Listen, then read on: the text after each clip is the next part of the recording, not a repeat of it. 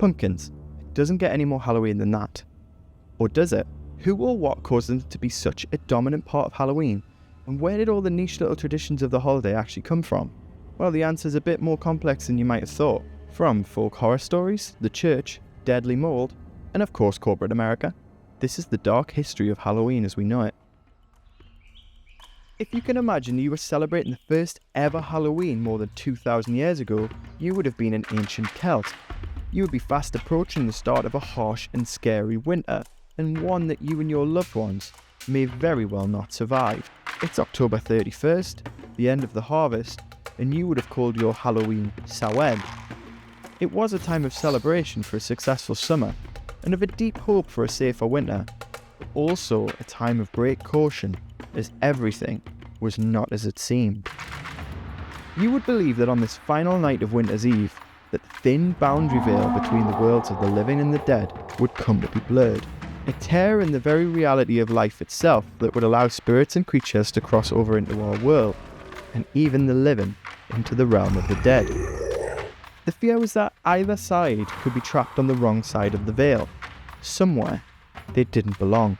The Celts also believed that the dead would cause trouble by destroying their crops. So, to protect yourselves from these spirits that would walk amongst you, you and your kin would light bonfires, burning your crops and animals as sacrifices. You would be wearing scary costumes made of animal heads and skin of your dying livestock. All of this was a DIY attempt to disguise yourselves from any malevolent entities coming from the other side. The Celts might have actually been onto something, though it wasn't ghosts that were damaging their crops. We now know that any crops left in the ground after November 1st would have been susceptible to a deadly type of mold. A mold that could kill your crops and your entire village if you weren't careful, especially the things that an average Celt would be growing, like rye, barley and fruit, and they would be susceptible to rotting from the inside. So if you actually weren't that careful and harvested some of this, it could corrupt your whole harvest, potentially ending the life of your entire village. So it was no joke. Samhain was something to warn the community of the dangers of leaving crops in the ground past November 1st. Meaning that these traditions actually do come from somewhere. They're not throwing it out the air. They just didn't have a word to describe it yet. Okay, so now we have the date and the origins of Halloween. We're just missing how it got the name. This old world holiday persisted until Christianity began to spread through the UK. The church sought to replace or incorporate the older pagan festivals into their own traditions, and by the 8th century, Pope Gregory III designated November 1st would change from Samhain to All Saints' Day or All Hallows' Day, a time to honour the saints. So, the evening before became All Hallows' Eve, which was later shortened to Halloween. This shift allowed many of the unique Samhain customs to survive and blend with Christian beliefs for the dead. Yeah, but what's that got to do with why we carve vegetables? So I still wanted to know, where did the act of carving actually come from? Because anywhere that you go in the world, you're going to see a carved pumpkin on Halloween. The answer is actually quite interesting because it comes from a horror story so good that over 250 years later, we're still following a tradition that was caused because of it. Like, it's a worldwide phenomenon, and we've sort of forgotten the strange origin of it. This is the legend of Stingy Jack. Stingy Jack was a drunkard and a trickster whose tale spread far and wide around 18th century Ireland. Once there was not a single tavern or village hearth that had not heard of his exploits, a new tale began to spread, that he had even tricked the devil himself. And for the first trick, one evening Jack invited the devil to join him for a drink. True to his name, Jack had no intention of paying for the ale. Instead, he convinced the devil to turn him into a coin to pay the bill. But instead of handing over the money, Jack slipped the coin into his pocket next to a silver cross. The holy symbol trapped the devil in coin form, powerless to return to his true shape. After much pleading, Jack finally freed the devil, only on one condition.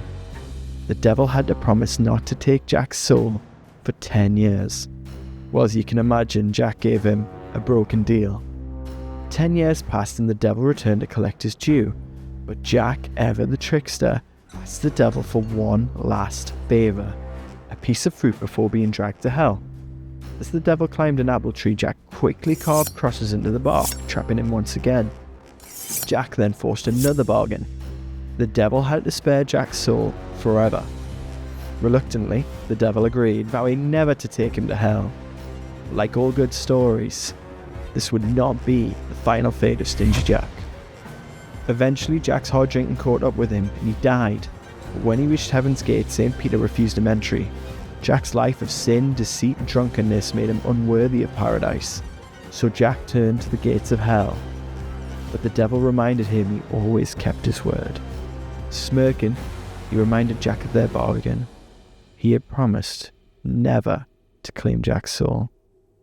Jack was turned away from hell as well, cursed to wander the earth forevermore. Jack begged the devil for light to help guide him on this endless journey. Out of spite, the devil tossed him a single ember from the fires of hell. So, Jack hollowed out a turnip, placed the coal inside, and fashioned a crude lantern. This eerie sight became known as the Jack of the Lantern, or the Jack-o'-lantern. This grim tale really must have put the frighteners of Ireland, as all over the country people started to then carve into their own turnips and potatoes to blend in with Stingy Jack. They believed these talismans would protect their homes and ward off any malevolent spirits, continuing on the traditions that still existed long after Samhain as a holiday had ended. A cautionary tale for sure, but it still doesn't explain how it came to be pumpkins. Well, you see, during the Great Potato Famine of 1850, the Irish citizens had to mass emigrate to America, and when they did, they left behind the supply of potatoes and turnips, but they brought with them their traditions and their fears, and most importantly, their stories. So the tradition began to spread through America. Now, without that supply of vegetables, they turned their eye to the pumpkin. The pumpkin grew all over America. It was larger, softer, easier to carve, and more importantly, it looked a bit better than those carved turnips. So it became a new tradition that the jack-o'-lanterns would be done in pumpkins. And the rest was history. An old Irish folktale started in some pub somewhere, forced the whole world into carving vegetables. And now it's long lost its meaning, and people just see a pumpkin and think of Halloween. But there is actually a story behind it. But you tell me, I don't know, there's something scarier about a carved turnip than a carved pumpkin. Maybe we should go back to that. And that's great, but it still doesn't explain the origin of trick or treat. And what would Halloween be without trick-or-treating? We say that now, but it often went by Guysen or Solent, depending where you were from. You see, Solent in the UK involved mainly poor people who would sing at the doors of houses. This would happen on All Saints' Day or All Souls' Day. They'd be asking for food and drink in general, but mostly for soul cakes, a little pastry baked from sweet dough. In return for these offerings, they would say prayers for the dead, helping to release the souls of the deceased from purgatory. What was known as Guysen if you were in Scotland. Guysen was a similar practice, particularly in Scotland and Ireland, where costumed children and young people performed songs, jokes or poems for food, drinks and money. Both traditions, Solent and Guysen, migrated to the US with the Irish immigrants, just like the jack-o'-lanterns. But they did not become trick-or-treating or take off until much later, but when they did, it would start the rise of modern Halloween. So by the early 1900s, Halloween was a massive success. But it wasn't the Halloween that we know it as today. It was mainly geared towards adults. Adults would gather and have parties, they would have sweets, and there was even creepy decorations. So this was led by the three top companies at the time who had massive interest in keeping Halloween going. I presume they were started by Irish settlers themselves, actually. Alexa, look that up. I don't actually know anything, I just Google things. And by the mid-30s, Halloween was actually becoming a little bit of a problem. People were starting to stray away from the cultural roots of the holiday, and it was becoming more secular. That meant trouble was afoot as well. So you've got all these people running around in disguise, not costume. That's something that is about to come. You see, up to this point, Halloween was still in line with the Samhain tradition of disguising yourself so spirits couldn't tell who you were. This is why if you see costumes pre-1940s, it's going to creep you the out. Can't say that. Halloween was scary. It was meant to be. It was meant to be a frightening event in which you disguised yourself to be safe from the ghouls, monsters and malevolent spirits that were out there. You see, giving everybody anonymity and asking them to run around on a winter's night is probably not the best idea. A lot of towns and cities were actually considering banning Halloween out altogether just because it was more trouble than it was worth, when a lot of the kids took the excuse of dressing up to commit acts of vandalism. So to solve this problem of the kids running wild on Mischief Night, there was a bit of a shift in American society. The parents and the teachers wanted the kids to stop acting up. So pop culture rolls in. Halloween became more kid-centric. And this is where you see the start of pre-packaged costumes like Mickey and Minnie Mouse. It becomes a bigger thing in schools and families, and the decorations, mainly made by those big three companies I mentioned earlier, shift to a more friendlier tone. But it was at this point that Harvey Comics released Casper the Friendly Ghost and Wendy the Good Little Witch. This was another factor, and I think, to be honest, it was a combined event to try and save Halloween and America in one go. And as the vandalism continued to rise, they basically said, let's slap Mickey and Minnie Mouse on this and get the kids off the streets.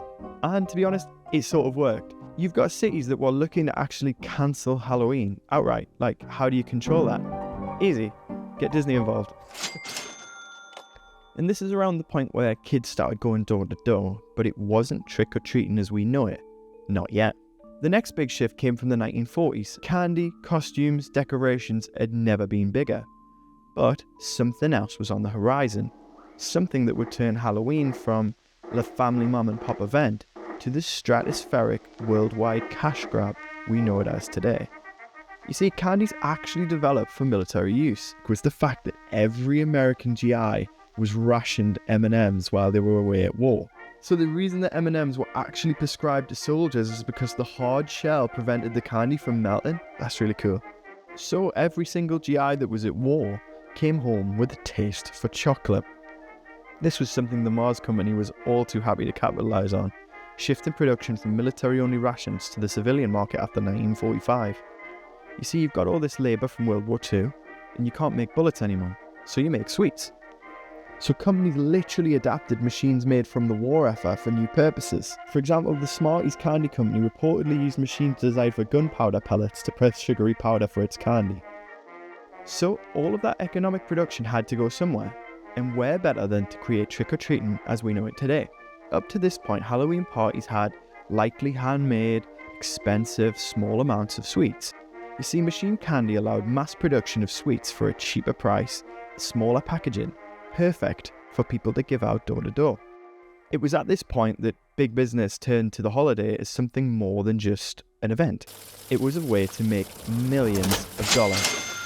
They just actually recently turned Mother's Day into a very big commercialized event as well, mainly for chocolates and flowers, but that's a video for another day, so if you like the sound of that and you're enjoying this one, subscribe. This is absolute business genius when you think about it.